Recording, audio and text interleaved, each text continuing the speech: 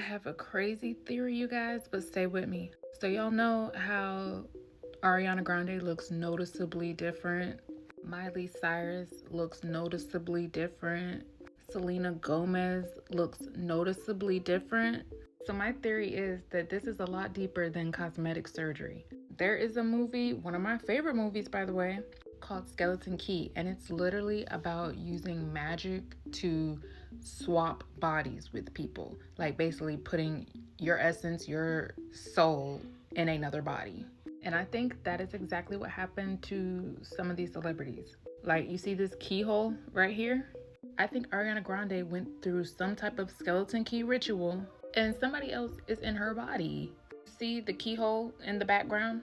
Looks very similar to, the keyhole like they're telling you. And this being one of the alternate album covers, it looks eerily similar to the Get Out movie cover, and that movie is literally talking about the same type of thing with people swapping bodies.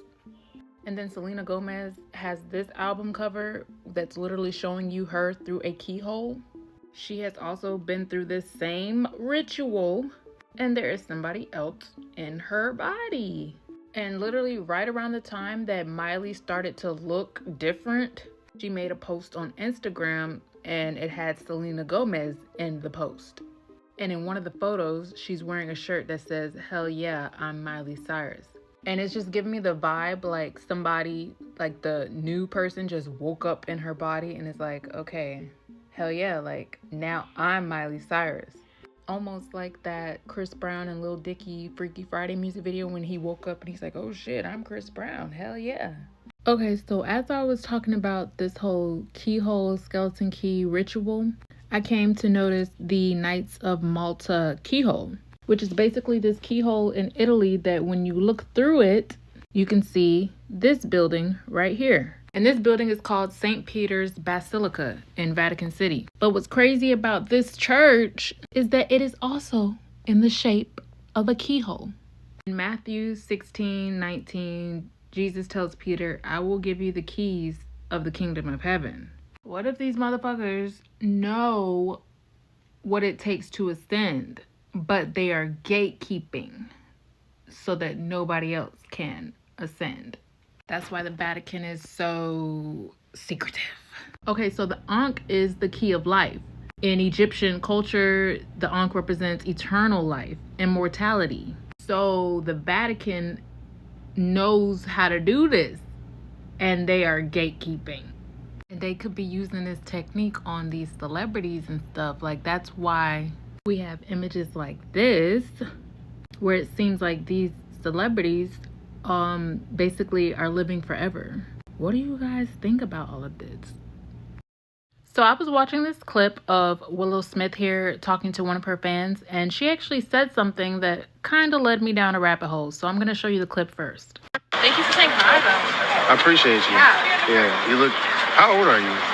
35,000 years old. You know what? There's something in the Sumerian text that could tell you. And bro, you enjoy yourself, please. So I know her telling him that she was 35,000 years old was her idea of satire or sarcasm, whatever you want to call it. But I decided to look deeper into that because I don't feel like anything is really a coincidence. People joke, but there's always some truth in the jokes. So around 35,000 years ago, that's how old she said she is, Earth was deep in an ice age with cold, blah, blah, blah, blah. It says Homo sapiens were replacing dwindling Neanderthals. So 35,000 years ago, humans began to replace the Neanderthals. She also mentioned that you can find all of this information in the Sumerian text. And when we look at the Sumerian text describe the Anunnaki, who are supposedly the ones who created humans by genetically engineering the Neanderthals. But when we look at things that happened 35,000 years ago, then we start to see that that's when sophisticated art started coming about, like the Venus of Holyfels, and early musical instruments like the flutes. In the book of Enoch, it talks about how 200 angels called the Watchers fell to heaven and basically corrupted humanity by giving them forbidden knowledge. And according to the book of Enoch, some of this forbidden knowledge included aspects of arts, sciences, technologies like metalworking, weapons, jewelry, cosmetics, astrology, writing. so on, so on, so on. So it kind of lines up with 35,000 years ago, humans learning all this stuff because they were genetically created and taught these things. Now let's focus on the Venus of Holy Fels, okay? This is what that looked like. This is one of the first pieces of art that humans created.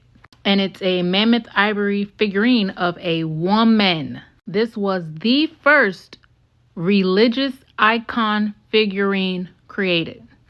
I don't think you guys understand when I say the first religious icon figurine created. And it is in the female form. Do you know what that tells me? That tells me that the divine feminine was the first thing on earth.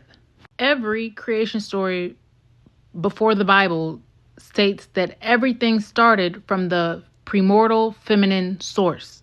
It was chaotic. It was water. That was the feminine energy. And out of the feminine energy came structure, came the masculinity. So these masculine forms, gods, and rebellious forces, that came later to differentiate. So in a sense, these fallen angels is a metaphor for this rebellion against the divine feminine. The divine feminine represented unity, creation, intuition, emotional intelligence. And the fallen masculine energy represented separation, ego, control, rebellion. Basically a turn away from unity towards domination, hierarchy, mind over heart. The oldest sacred human art is a feminine figure, long before masculine sky gods started to appear. So that lets you know that the feminine energy came first. It was worshipped first.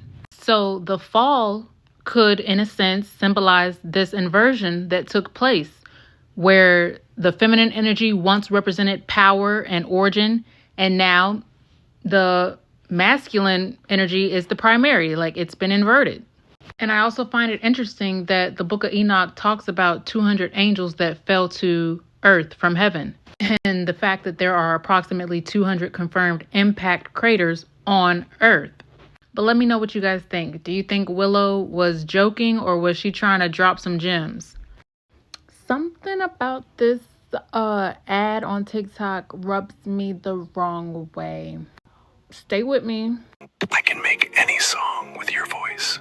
Just record your voice. I'll take care of the rest. Concrete jungle, heart pumping like a piston. Big town lights, dream sharper than The little AI thing saying, just record your voice. I'll take care of the rest. Reminds me of that story about Robert Johnson, the man who allegedly made a deal with Satan. He sold his soul to the devil at a Mississippi crossroads to gain unparalleled guitar skills.